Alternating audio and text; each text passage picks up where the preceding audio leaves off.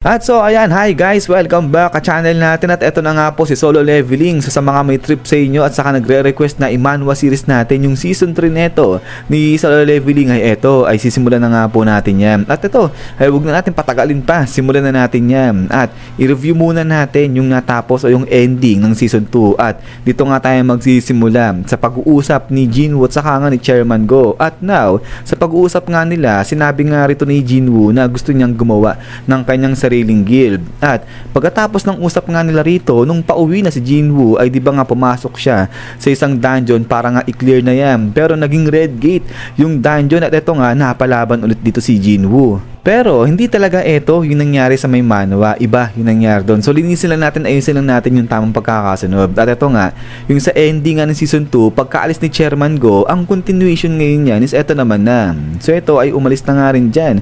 Ito si Jinwoo at ito pag alis niya nga ay pumunta na siya rito sa kanyang sasakyan. At nung pasakay na, itong si Jinwoo sa kanyang sasakyan ay bigla may tumawag sa kanya rito. At labas na ngayon itong foreigner na to. So sabi niya nga rito na siya si Adam White, senior agent na nagmula sa United States Bureau of Hunters. So kaya nga ito medyo nagugulat si Jinwoo. Sabi niya nga dyan, anong ginagawa ng Bureau of Hunters dito na taga US pa? At ito ngayon abot-abot nga ni Adam itong kanyang calling card kay Jinwoo. Sabi niya nga dyan na pwede mo kong tawaging Adam na lang. Sabi niya ganyan. At ito ngayon tuloy pa nga nito ni Adam na nanggaling na siya o pumunta siya sa office nito ni Jinwoo. Pero wala si Jinwoo roon. At ang hirap nga raw makita ni Jinwoo, kaya pasensya na raw si Jinwoo kung dito niya raw minute sa lugar na to etong si Jinwoo. Pero ito nga sa isip-isip dito ni Jinwoo na aba talagang sinadya pa siya yung lalaki na to na puntahan dun sa kanilang office. At eto naalala tuloy ni Jinwoo bigla na yung sinabi sa kanya ni Jinwoo na merong foreigner na pumunta nga sa kanilang office. So baka raw yan yun si Adam. So eto tanong-tanong lang ni Jinwoo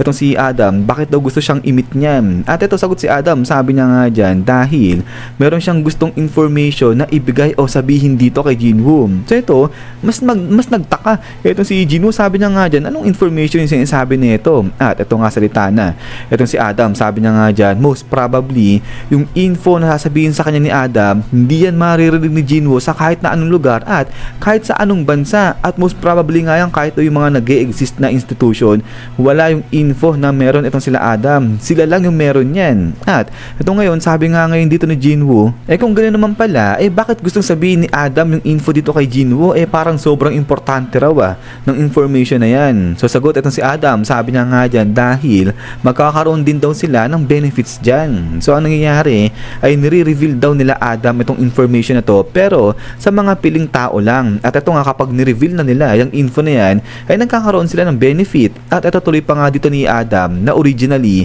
dapat ito si Adam lang daw, siya lang mismo yung makikipag-usap at makipagkita kay Jinwoo. Pero dahil sa nangyaring raid dun sa may Jeju Island kaya yung kanilang deputy director ay na-touch. At dahil nga ron gustong makita ngayon ng deputy director etong si Jinwoo, gusto niyang makita at makausap personal si Jinwoo. At eto na nga raw yung kanilang deputy director yun na lang yung magbibigay ng buong detalye sa sinasabi niyang info na gustong sabihin dito kay Jinwoo. So eto ngayon ay patalikod na etong si Jinwoo at parang aalis na siya. So kaya nagsalita ulit etong si Adam, sabi niya nga dyan na meron siyang hinandang sasakyan na di naman kalayuan dito. Gusto raw ba ni Jinwoo na makita at makausap yung kanilang deputy director? So kaya ito medyo napahinto ito si Jinwoo kasi iniisip niya ano raw kayang information yung sasabihin sa kanya ng mga to. Pero yun tinuloy pa rin dito ni Jinwoo yung pagbubukas din sa kanyang sasakyan na aalis na siya. Sabi niya nga rito kay Adam na hindi naman niya sure kung talagang reliable yung sinasabi ng information nito ni Adam. So kaya ayun,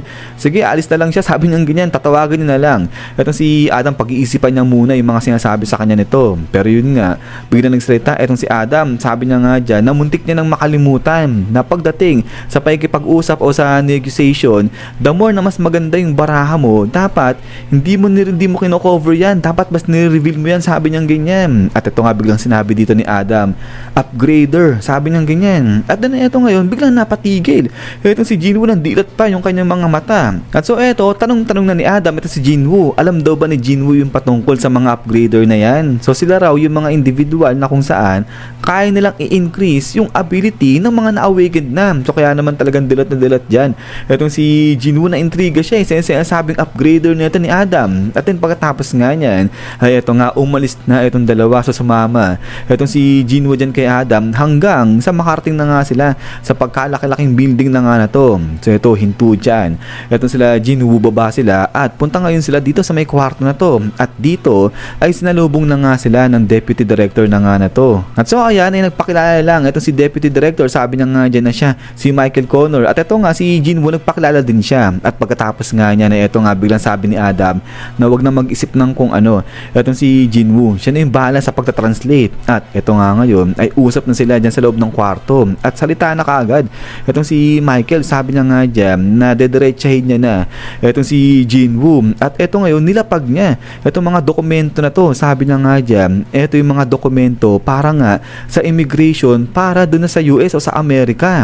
At now, ito nga tuloy dito ni Michael Connor na usually para nga maging ano ka, citizen ka ng US, umaabot yan o tumatagal yan ng mga 1 hanggang 2 taon. Ganyan yung process nila. Pero special yung case nito ni Jinwoo, kaya naman 1 segundo lang daw, sabihin lang niya ni Jinwoo magiging US citizen na siya, sabi niya ganyan. So grabe, sobrang bilis. Kala mo 1 click lang sabihin lang ni Jinwoo na gusto niya maging US citizen ay eto nga, US citizen na siya kaagad bigla. Pero eto nga, parang nagalit bigla.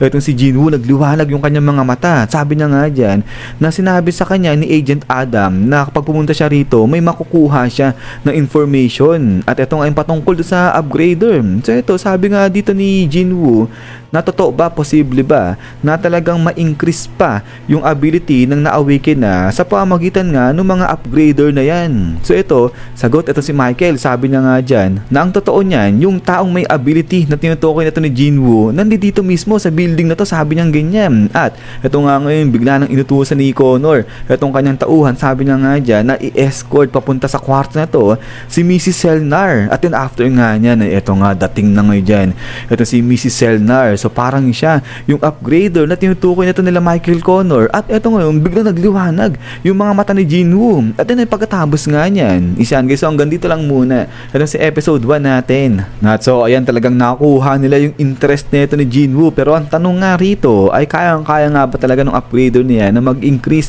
ng ability ng mga na-awaken pa. Pero nga guys, ay ulit ay maraming salamat sa panonood dito kay Solo Leveling natin Season 3. At kung natripan nyo itong video natin, huwag nyo pala kalimutan mag-iwan ng like. Ayun pala, kung trip nyo rin pala itong si Solo Leveling, kung gusto nyo ituloy-tuloy natin to, ay pa-comment lang dyan guys sa baba, para kung di nyo trip itong si Solo Leveling, ay maghanap tayo ng ibang manhwa o ibang manga na trip nyo na yung manga series natin. So yun naman, so ulit ay laging mag-ingat. God bless nila at kita-kits tayo ulit.